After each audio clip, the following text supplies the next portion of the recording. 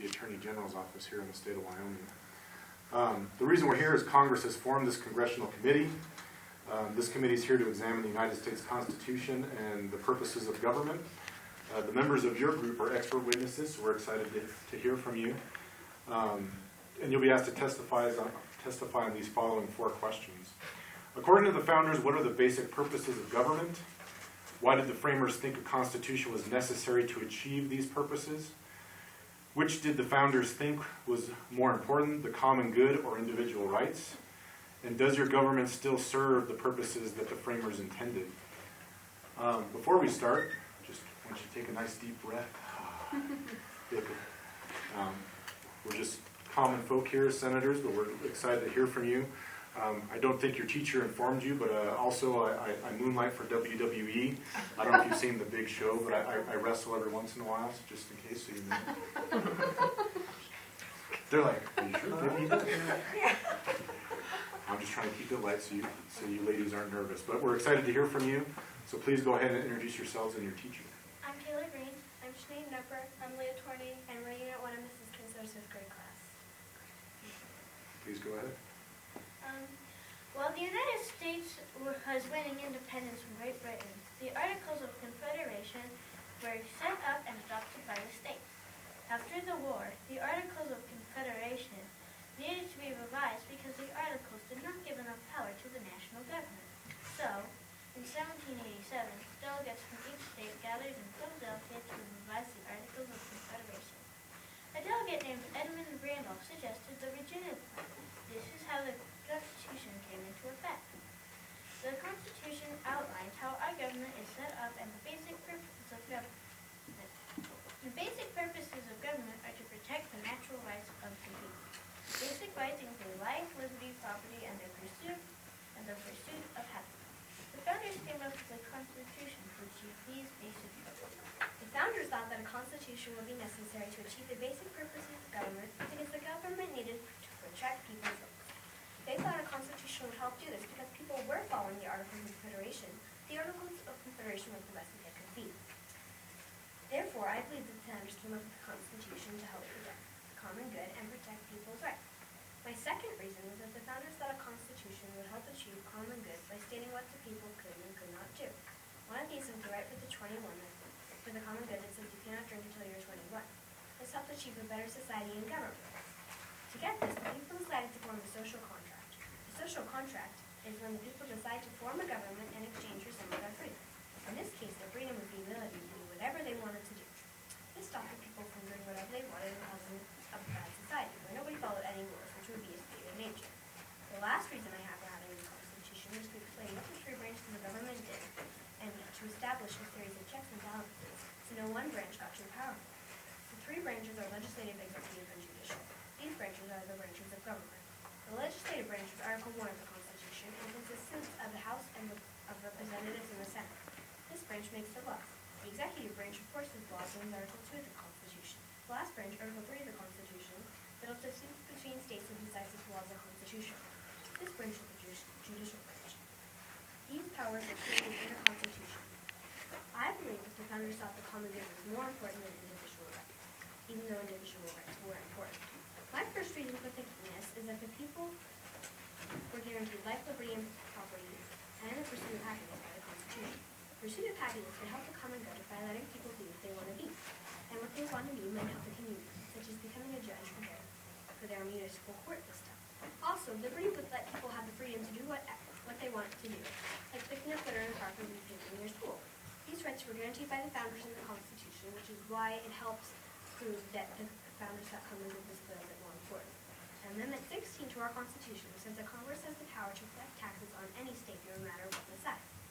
This helps the common good because Congress might want to use the money for something that could help a community or state. These are the reasons why I think that the founders thought the common good was more important than individual rights. The year is 2013 and our Congress has an 11% approval rating. The framers, delegates of the Philadelphia Convention, who were key in writing and adopting the Constitution, intended for the government to promote the common good by establishing laws, enforcing laws, and making everyone have equal rights. Protecting natural rights were another key responsibility of the government. With these responsibilities, the government today gives us freedom and equal rights. We are alive and fairly happy, but with the 11% approval rating, people may be unhappy with the way our government is run. There are multiple problems with it, such as debt. I believe the framers didn't intend for so much debt. This may be one of the reasons for the approval rating being so low. Also, there are many quarrels and problems with other countries. Through these problems and wars, our government represents us well. But what about when the government doesn't represent us as we intended? Such as when there is a war we have different opinions on. Our government might represent us in a way we do not agree, in which people become unhappy. War is a subject we cannot vote on. It's much unlike voting for a president or a new law be passed. We cannot vote on what wars will happen and when. We must trust elected officials to make these important decisions for us. So altogether, we can't say our government doesn't represent us the way we intended. The good thing about our country is that we have the freedom to disagree. We can voice that we disagree with the wars going on and issues similar to this because we have the right to freedom of speech. This, as I said before, is one of the rights the framers gave to us. So either way, our government today follows what the framers intended and gives us the rights we need, even if we don't agree with their decisions sometimes. In conclusion, our government today follows what the framers intended. So either way, the government does an overall decent job in our society. Altogether, the Constitution has been around for 226 years. So even though it hasn't been perfect, it has been helpful in stopping most problems and promoting the common good. So all in all, we live with a mainly effective government. That's fantastic. Before we jump into the questions, again, I just want to say it's almost like you guys must have researched a lot. I mean, it seems like there's a lot of stuff that you researched that I learned a lot from your presentation, so fantastic job on that. Great job. It's the whole reason this is from research, most of it was from Mrs. Kinsler. Hey, fantastic job. Thank you. The teacher. What a great teacher. So I'll let my colleagues go ahead and jump into their questions. Okay. How can each one of us serve the common good? Each one of us could serve the common good by doing stuff like picking up litter, or even something as simple as just washing the dishes would help your family in the common good. I concur with my colleague, and I would like to add that we can also help the common good by, as I stated in my paper, repainting your school or helping somebody who is injured, doing something that you wouldn't normally do out of the goodness of your heart. I concur with my colleague and would also like to add that another way to promote the common good is by helping out in your community or donating money to a homeless shelter. Have there been times when individual rights and the common good were in conflict? And can you give examples? Well, there has been times like that, such as there is an example in China right now where there is the fact that the families in China are only allowed one child for the common good, but it is their individual right to have more than one child. So, and another example might be, because it's the only one I can think of, a bad person, and it would be best for the community if they were dead or in jail, but is their individual right to have the right to life and liberty, which goes for them to not be in jail and for them to not eat. Well, you ladies seemed extraordinarily advanced, so you're going to get my most difficult question that I've had for the whole morning, but I think you can answer it. So, obviously, law enforcement, just in general, across the whole board is something, it's a role of government. I heard you mention enforcing rules and regulations. I didn't mention this, but my day job, I'm in charge of all of your state parks, so I would get to oversee those, which is a great honor. But one of the things that we do is we do have park rangers that are law enforcement, and they enforce rules and regulations in parks, and at least in our belief, for the common good. I'd like to hear your opinion. Do you think, when you're out recreating, that it is a good idea to have law enforcement rangers in state parks? I believe that it is because there should be some type of law enforcement. Just because you're in a national park or forest doesn't mean that you're not in the United States where there is principles and laws and limits.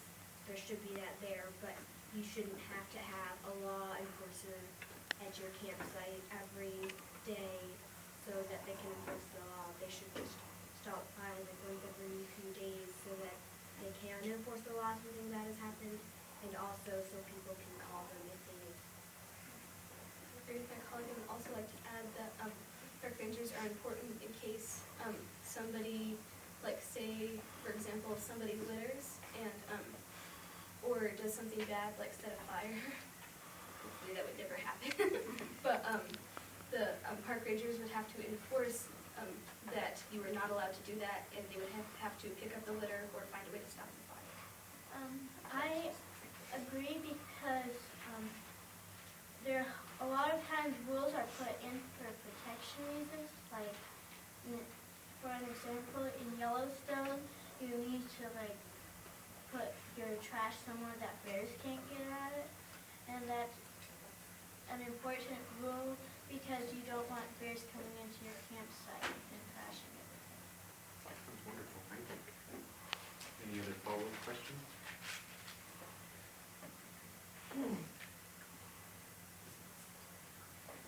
How is our government today different than that in the 1700s? Well, I think that our government today is different from the government in the 1700s because there are definitely different rules now. Like back then there was slavery and other problems, so that might have made people think that they had more power than they should have been able to. So they probably made different decisions than they would have now, considering now there's a different society. So I concur with my colleague, and I would also like to add that nowadays there is a racially mixed crowd and everybody holds power. But back then in the 1700s, there was only the people who had power were white men who owned property. And so it's definitely different than that in that way. And we have united with that more than we did back then. For example, we weren't back then. Well, we're at time, and I just want to say, fantastic job. It was really, really polished. I love the transitions between all of you. Fantastic speaking voices. It's obvious that you practice. I really want to congratulate your teacher. I mean, it was obviously really, really just a great job overall. And of course, I want to thank the parents and the audience and everything. It's obvious that you spent the time, and all of you, did such a great job, and really thank you. And look forward to you being citizens as you're able to vote and be a part of government. Because obviously, as you continue through your life, what you put into this, you're learning a lot, and you'll have a lot to give. And look forward to you when you're able to vote and do all those fancy things. So really excited. So thank you